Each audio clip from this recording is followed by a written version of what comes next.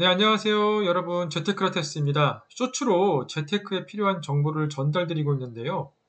드디어 구독자 17명, 두둥!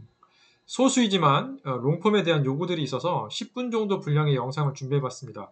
매번 짧게만 영상을 찍다가 이렇게 좀 길게 영상을 찍는데 조금 처음이라 낯설긴 하거든요. 근데 여러분에게 오늘 처음 주제로 어떤 걸 좀 알려드리면 좋을까, 같이 공감해보면 좋을까 해서 첫 주제는 하늘에서 돈이 떨어진다입니다. 여러분, 하늘에서 돈이 떨어지는 걸 본 적이 있을까요? 에이, 이게 무슨 소리야. 하늘에서 돈이 떨어지다니. 말도 안 되는 소리. 경제 재테크 유튜브 한다는 녀석이 이런 이야기나 하고 있구나. 구독 취소. 망해라. 싫어요. 꾹꾹꾹. 이런 반응일까요? 하지만 여러분, 지금도 하늘에서 돈이 떨어지고 있습니다. 어떠세요? 믿기지 않으신다고요? 제가 그럼 한번 설명을 한번 드려볼게요, 여러분. 자, 세상에는 이걸 볼 수 있는 사람과 없는 사람으로 나뉘는데요. 저의 이야기를 일단 먼저 좀 들려드리겠습니다.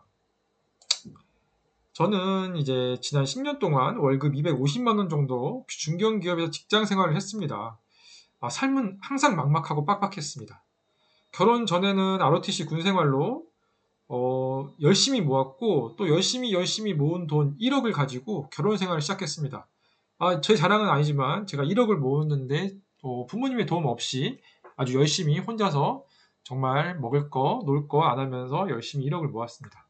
당시에 1억을 모았다니까 제 스스로 너무 대견하고 당당한 거예요. 그래서 이제 결혼이 되겠다. 그래서 결혼을 딱 했는데 이 1억이라는 돈이 실제로는 전세 보증금에 택도 없는 돈이었습니다.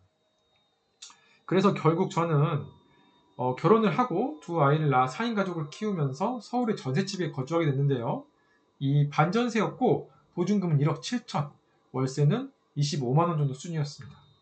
월급 250만 원 받는데 보증금 1억 7천 중에 5천은 대출이고요. 월세 25만 원씩 내고 있으니까 얼마나 돈이 없었겠어요. 다시 그때를 생각하면 너무 힘든데 그래도 그 사회초년생으로서 부모님께 배운 빚은 나쁜 것이라는 것 때문에 빚을 빨리 갚고 싶었습니다. 그래서 5천만 원을 최대한 빨리 갚기 위해 매월 100만 원씩 저축을 했어요. 그러다 보니 약 4년 정도 되니까 5천만 원의 빚을 갚았습니다. 대단하죠? 오! 자, 다시 생각해 볼게요. 4인 가족 생활비가 거의 150만 원 수준이었어요. 아니죠. 150만 원에서 이자를 다 빼고 나면은 거의 100만 원 수준이었어요. 아이들도 이제 갓 태어나고 뭐 기저귀, 분유값, 장난감, 뭐 아이들 또 뭐 필요한 물품들이 굉장히 많아요. 그리고 저도 생활해야 되잖아요. 출퇴근비, 아내도 또 생활해야 되잖아요. 근데 아내는 당시에 아이들을 키우는데 전념하고 있었고 저는 외벌이로 생활하고 있었기 때문에 정말 정말 빠듯하게 살았습니다. 다시 생각해도 너무 눈물 나는 시간이었어요. 그러다 보니까 세상과 단절되듯이 월 100만 원씩을 모으는 거는 정말 힘든 일이었습니다. 자, 이렇게 100만 원씩 모아서 5천만 원이라는 큰 돈을 갚았어요. 얼마나 좋았겠어요, 4년이 지난 후에. 자, 그래서 제가 아내에게 이야기를 합니다. 여보, 우리 4천만 원, 5천만 원 갚았으니까 이제 아이들도 다음에 초등학교 가야 되고 하니까 좋은 집으로 한번 이사를 가보는 건 어떨까? 그래, 한번 알아보자 해서 4년이 지난 시점에 주변에 아파트, 좀 더 큰 평수의 아파트를 알아봤더니 전세가 3억 5천이라는 거예요. 아니, 전세금이 3억 5천이라고? 지금 제가 갖고 있던 전세 보증금의 거의 2배가 던 돈이었어요. 저희 부부는 너무 절망을 했어요. 당시에 5천만 원을 갚는데 정말 어렵게 갚았거든요. 근데 또다시 1억 한 7천 정도를 빚져야 하는 상황인 거예요. 그러면은 이걸 어떻게 해야 되나 하면서 고민을 하고 있었는데 어떻게 하나 하면서 봤더니 3억 5천의 집이 당시 매매가가 4억 3천 정도 하는 거예요. 전세 매매 시세가 1억도 안 되는 시점이었어요. 참고로 당시에는 집을 사면 바보라고 했어요. 네. 그래서 모두가 전세를 살려는 상황이었어요. 앞으로 집값은 일본처럼 떨어질 것이고, 그렇기 때문에 집을 사는 거는 굉장히 바보 같은 짓이야 라는 세상이었어요. 그래서 제가 집을 사겠다라는 말을 선뜻하기가 어려웠어요. 근데 하지만 제 생각에는 1억 7천에서 1억 8천 정도의 빚을 져서 전세 빚을 져서 전세 대출인 거죠. 그 이자를 내느니 4억 3천? 얼마 안 하니까 조금 더 무리해서 집을 사는 건 어떨까라는 생각을 했어요. 참고로 전 이때 돈에 대한 공부가 전혀 안 돼 있던 시기거든요. 돈을 벌 수 있는 방법이라고는 무조건 직장 생활이 전부라고 생각했었어요. 하지만 이런 저의 생각을 가지고 와이프한테 얘기를 했더니 당연히 안 된다였어요. 왜냐하면 우리가 4년 동안 5천만 원 가는데 이렇게 힘들었는데 2억 5천이나 되는 빚을 진다? 그거는 너무나 이제 앞으로 힘든 일밖에 안 남았다라는 거예요. 어떻게 하나 저는 고민이 되게 많이 됐어요. 그래서 와이프한테 제가 글을 써서 보여줬어요. 1억 8천이라는 돈을 빌렸을 때 이자를 내는 돈과 집을 샀을 때 이자를 내는 돈을 조금 비교를 해서 보여줬어요. 다행히 1억 8천에 대한 이자만 내는 돈이 훨씬 적긴 적지만 2억 5천을 빌렸을 때는 원금이랑 같이 갔기 때문에 이거는 어떻게 보면은 하나의 저금이다라고 설명을 했어요. 그러면서 우리 집에 사는 거다. 이렇게 좀 설명을 했거든요. 이게 저의 설득이 거의 1년 정도 걸렸습니다. 부부분들은 아시겠지만 혼자 살 때는 상관이 없어요. 근데 부부라면은 부부 둘이 의견이 맞아야 돼요. 그렇기 때문에 상대가 이런 생각을 갖고 있다면은 그거에 대해서 적극적으로 좀 어필하고 설명하려고 해야 돼요. 그래서 저도 1년 정도 고난의 시간을 겪었죠. 와이프를 진짜 어렵게 설득했습니다. 그래서 그래, 그럼 한번 해보자 하고 이제 요 설명을 가지고 부모님께 한번 갔어요. 그럼 부모님 뭐라고 하셨겠어요? 능력도 안 되는 녀석이 빚을 2억 5천이나 낸다고? 그러면 안 된다. 그렇게 하면은 망한다. 라고 말씀하셨어요. 하지만 제가 저랑 와이프가 생각했던 생각에서는 이제는, 또 전세금이 오를 거에 대한 두려움이 굉장히 컸거든요. 그래서 그냥 지금 이 정도 수준에서 집을 사버리면은 전세금이 오를 걱정을 하지 않을 수도 있다라는 생각으로 저희가 부모님한테 돈을 하나도 안 받고 시작했기 때문에 또 앞으로 집을 살 때도 돈을 안 받을 예정이거든요. 그렇기 때문에 그냥 저의 의견으로, 와이프의 의견으로 가지고 우리 가정은 우리가 책임진다는 생각으로 집을 샀습니다. 자, 그때 4억 3천에 주고 산 아파트는 2017년이었어요. 여러분 생각나실까요? 2017년도에 4억 3천에 준 서울의 아파트, 구축 아파트였는데 현재 지금은 한 9억 정도의 자가 아파트가 되었습니다. 그리고 그 빚도 많이 갚았기 때문에 현재 저희에게는 빚도 그렇게 많이 있진 않아요. 자, 제 이야기를 들으시니까 어떠세요? 네 돈 많이 벌었다고 자랑하는 거야? 돈을 많이 벌긴요. 여러분, 저 돈 벌었다고 자랑하는 거 아닙니다. 제가 이 이야기를 드리는 이유는 어느 날 집값이 점점 오르더니 매매 가격이 2배가 된 상황을 보았어요. 저도 처음 보는 상황이었어요. 그렇다고 제가 너무 좋았을까요? 처음엔 좋았죠. 근데 둘러보니 저의 집값만 오른 게 아니더라고요.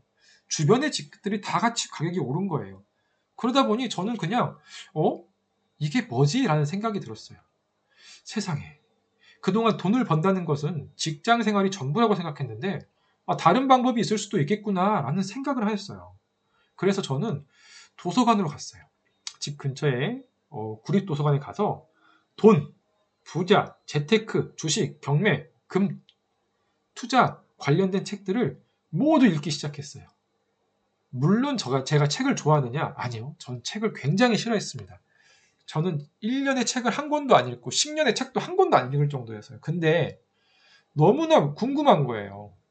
아니 내가 도대체 어떤 행위를 해서 돈을 벌려는 행위를 했던 게 아니라 단지 전세금이 앞으로 또 이만큼 오를까봐 무서워서 집을 사는 선택을 했을 뿐인데 그 집값이 2배가 됐다는 거예요.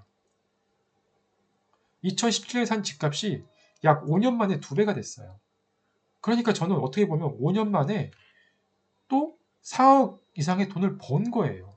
제 근로소득으로는 불가능한 영역이잖아요. 그래서 이게 너무 궁금했어요. 어떻게 내가 이게 돈을 벌게 됐지? 내가 돈을 벌었다면 내가 어떻게 해서 벌게 되는지를 알아야 다음에 내가 또 이런 돈을 벌 기회가 되면 돈을 벌 수 있지 않을까라는 생각으로 시작한 거예요. 제가 그래서 1년에 구립도서관 한 켠에 있는 서재에 있는 책을 거의 다 본 것 같아요. 약 150권 정도의 책을 읽었어요.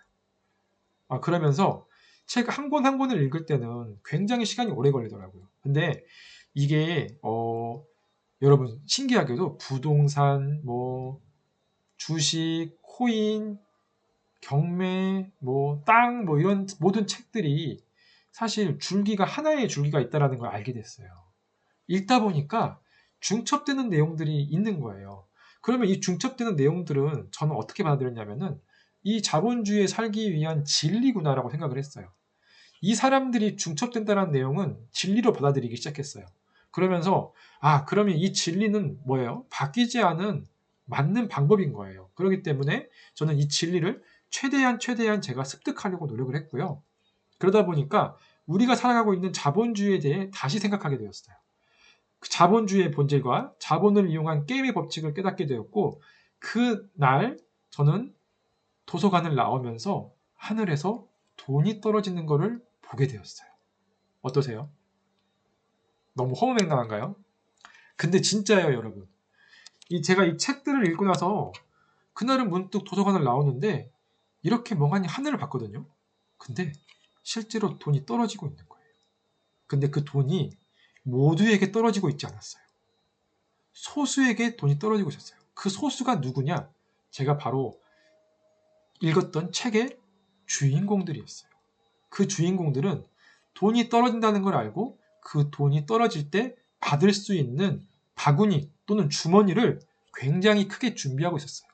더 큰 주머니, 더 큰 바구니를 준비하고 있다면 어떨까요? 돈을 더 많이 벌겠죠. 저 역시도 다시 생각해 보니까 그 당시에 집을 전세가 아닌 자가로 구입해 삼으로써 저도 작지만 어느 정도의 바구니를 펼치고 있었던 거예요, 하늘로. 그러다 보니까 저의 바구니에게도 돈이 들어왔고 저도 집으로 어느 정도 자본을 형성할 수 있었던 거죠. 이러기 때문에 제가 여러분들에게 하늘에서 돈이 떨어진다라고 생각하는 말씀을 드리는 거예요. 자, 아무래도 처음 방송이다 보니까 버벅대고 있죠. 자, 좀 귀엽게 봐주시고요, 여러분. 자, 다음 주제. 여러분도 살아가는 세상에 돈이 떨어지는 걸 보고 싶은가요? 우리가 살아가는 자본주의에 대해서 잘 알고 계신가요? 자본주의 세상에서 살아가고 있는데 자본주의에 대하여 잘 모른다면 글쎄 공부를 해봐야 하지 않을까요? 저 역시 자본주의 이런 이야기보다는 당장의 직장생활, 월급, 성과가 중요했던 사람입니다. 하지만 자본주의 게임의 법칙을 깨닫고 이제는 하늘에서 돈이 떨어지는 게 보이고 이 돈이 보이다 보니 자연스럽게 돈주머니를 지금도 만들어내고 있어요. 그러다 보니 예전보다는 더 큰 부를 이루고 있고 조금은 삶이 좀 편안해졌습니다. 그래서 제가 여러분들에게 경제 책 읽기를 추천드리고 제가 만든 채널 재테크라스 채널에 대해서 하는 말들을 공감해 주기를 부탁드려 봅니다. 그래야 여러분도 지금에 있는 그 직장 생활에서만의 그 속박되어 있는 삶에서 조금 더 벗어날 수 있어요, 여러분. 그래서 여러분 지금 삶이 조금 더 편안해지고 행복해질 수 있습니다. 다음 주제로 한번 갈까요? 자, 자본주의 사회는 돈을 끊임없이 찍어내고 있습니다. 이거는 모든 자본주의에 대해서 공부를 해봤더니 모두 공통된 내용이었어요. 그래서 제가 이 공부 후에는 이제는 그 의미를 이해하였고 저와 같이 고민하는 가장 또는 사회 초년생들에게 전달하고 싶은 마음이 생겼습니다. 돈의 유동성은 수영장의 수도꼭지에서 나오는 물과 같다 또는 하늘에서 내리는 돈 비로 표현되는데요. 유명한 경제 유튜버들이 이런 이야기를 처음 했을 때는 뭔 소리야 라는 식으로 무시했었죠. 근데 여러분 이제 무시하지 마세요. 여러분도 이제 그 의미를 이해하게 되고 또